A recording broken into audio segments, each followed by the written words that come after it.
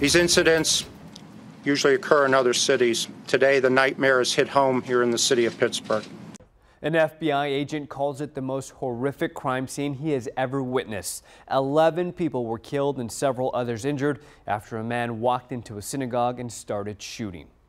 The attack happened this morning during a baby naming ceremony at the Tree of Life Synagogue in Pittsburgh. The suspect was arrested. It's a heartbreaking day for all Americans. And Eyewitness News reporter Roxy Bustamante spoke with a member of a local synagogue.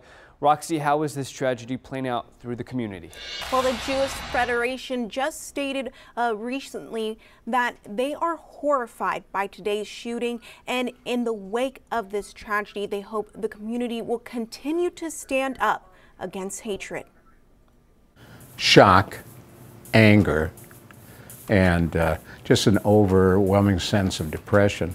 Across the nation, communities mourning the lives lost after a gunman opened fire inside the Tree of Life Synagogue in Pittsburgh. Thank you so much for all coming out to just support your community. The Anti-Defamation League reports that this attack happened during a time when there's been a historic increase in both anti-Semitic incidents and online harassment. We were going to a birthday party this morning, and we were on the way there when we heard the news as a bulletin that came across our iPhones.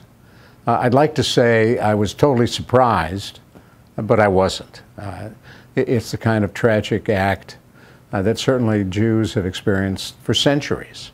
We've been a target. Ron Eisenberg, a local synagogue member, has been a victim and a witness to acts of anti-Semitism in our area, including when an Orthodox synagogue and the neighborhood surrounding it was vandalized back in 2015, launching an FBI investigation. I taught here at a private school for a while, and some kid drew swastikas on the blackboard in my room. After today's attack, the Union for Reform Judaism released a statement saying it will continue to work with law enforcement and synagogues across the nation to enhance security. Eisenberg says he hopes in the wake of this tragedy, the community will continue to combat this kind of blind hatred. Fill our houses of worship as a message to those who want to keep us in fear and would prefer to drive us back into our houses.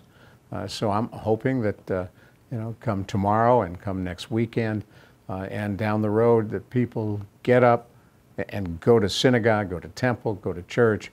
And in doing that, we send a message. We may be a little nervous, but we are not going to be intimidated. And President Donald Trump has ordered all flags at federal buildings to be flown at half staff for the shooting victims. Reporting in the newsroom, Roxy Bustamante, KENS 5 Eyewitness News. All right, Roxy, thank you. Of course, our thoughts and prayers with the city of Pittsburgh.